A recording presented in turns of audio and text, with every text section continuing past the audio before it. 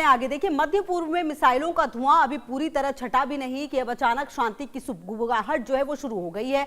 America के राष्ट्रपति Trump दावा कर रहे हैं कि ईरान के साथ समझौता लगभग तय है, लेकिन उसी ट्रंप ने ईरान के नक्शे पर अमेरिकी झंडा चढ़ाकर ऐसा पोस्ट कर दिया जिसने पूरी कूटनीति में नया बारूद भर दिया। यानी सामने शांति की बात और पीछे ताकत का प्रदर्शन। उधर पाकिस्तान भी अचानक खुश दिखाई दे रहा है क्योंकि शहबाज शरीफ को लग रहा है कि इस्लामाबाद अब विश्व शांति दरबार बनने वाला है। एक रिपोर्ट देखिए। हम कह रहे हैं कि अमेरिका ईरान टकराव रोकने का फॉर्मूला लगभग तैयार है। हॉर्मुज जल डमरू मध्य खोलने, ईरानी बंदरगाहों पर दबाव कम करने और विदेशों में फंसी संपत्तियों को राहत देने पर बातचीत आगे बढ़ी है। लेकिन असली बारूद अब भी परमाणु कार्यक्रम और संवर्धित यूरेनियम पर रखा है। यानी ऊपर से शांति, नीचे से शक और बीच में पूरी दुनिया की धड़कन अटकी हुई है। समझौते का दावा करने से पहले ट्रंप ने कतर, सऊदी अरब, यूएई, पाकिस्तान, जॉर्डन, इजिप्ट, तुर्की और बहरीन के नेताओं से बातचीत की। फिर इजराइल के प्रधानमंत्री बेंजामिन नेतन्याहू से भी अलग से चर्चा की। यानी मध्य पूर्व में अब मिसाइलों से ज्यादा हॉटलाइन कूटनीति चल रही है। हर देश अपने हिसाब से शांति की बोली लगा रहा है। लेकिन इसी बीच ट्रंप ने ऐसा पोस्ट कर दिया जिसने पूरे खेल का चेहरा बदल दिया। ईरान के नक्शे पर अमेरिकी झंडा और सवाल, United states of middle east. यानी क्या वाशिंगटन अब पूरे मध्य पूर्व पर अपनी मुहर लगाना चाहता है? इस पोस्ट ने तेहरान को साफ संदेश दिया, बातचीत चल सकती है लेकिन दबदबा हमारा ही रहेगा। यानी ट्रंप शांति की मेज पर भी अपनी ताकत का पोस्टर चिपकाना नहीं भूले।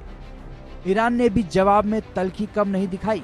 तेहरान ने रोमन साम्राज्य का जिक्र करते हुए कहा कि रोम खुद को दुनिया का मालिक समझता था, लेकिन फारसियों ने उसका भी घमंड तोड़ दिया। यानी ईरान ने साफ कर दिया कि वो किसी डिजिटल धमकी से झुकने वाला नहीं है।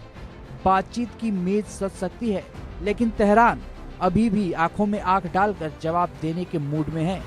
उधर अमेरिका के भीतर भी ट्रंप की मुश्किलें बढ़ रही हैं। उनकी अपनी रिपब्लिकन पार्टी के नेता सवाल उठा रहे हैं कि अगर आखिर में समझौता नहीं करना था तो फिर ऑपरेशन एपिक फ्यूरी का इतना शोर क्यों मचाया गया? टेड क्रूज जैसे नेता इस संभावित समझौते को बड़ी भूल बता रहे हैं। यानी ट्रंप अब दो मोर्चों पर घिरे हैं, बाहर ईरान और भीतर अपनी ही राजनीति। लेकिन इस पूरी कूटनीति का सबसे बड़ा केंद्र बना हुआ है हॉर्मुज जल डमरू मध्य, वो समुद्री रास्ता जहां से दुनिया के बड़े हिस्से का तेल गुजरता है। अगर यहाँ तनाव बढ़ता है तो असर सिर्फ मध्य पूर्व तक सीमित नहीं रहेगा, बल्कि दुनिया भर में पेट्रोल डीजल से लेकर बाजार तक सब कुछ हिल सकता है। यही वजह है कि अमेरिका शांति की बात भी कर रहा है और ताकत का प्रदर्शन भी छोड़ना नहीं चाहता। यानी तेल की इस समुद्री नस पर दुनिया की राजनीति की उंगलियां टिकी हुई हैं।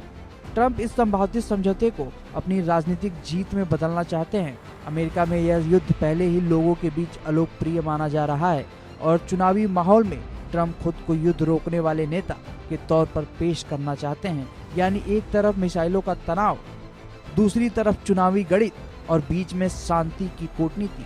सवाल यही है, क्या यह सच में स्थायी समझौते की शुरुआत है या फिर कैमरों के सामने सजाया गया एक और राजनीतिक मंच? और इस पूरी कहानी में सबसे दिलचस्प किरदार बनकर उभरा है पाकिस्तान। शहबाज शरीफ उम्मीद जता रहे हैं कि अगली शांति वार्ता इस्लामाबाद में ही हो सकती है। यानी जो पाकिस्तान खुद आर्थिक और राजनीतिक संकटों से जूझ रहा है, वही अब मध्य पूर्व में शांति मध्यस्थ बनने का सपना देख रहा है। शहबाज शरीफ ट्रंप की तारीफ भी कर रहे हैं, मानो इस्लामाबाद को अचानक वैश्विक कूटनीति का नया मंच मिल गया हो। Bureau report, India news.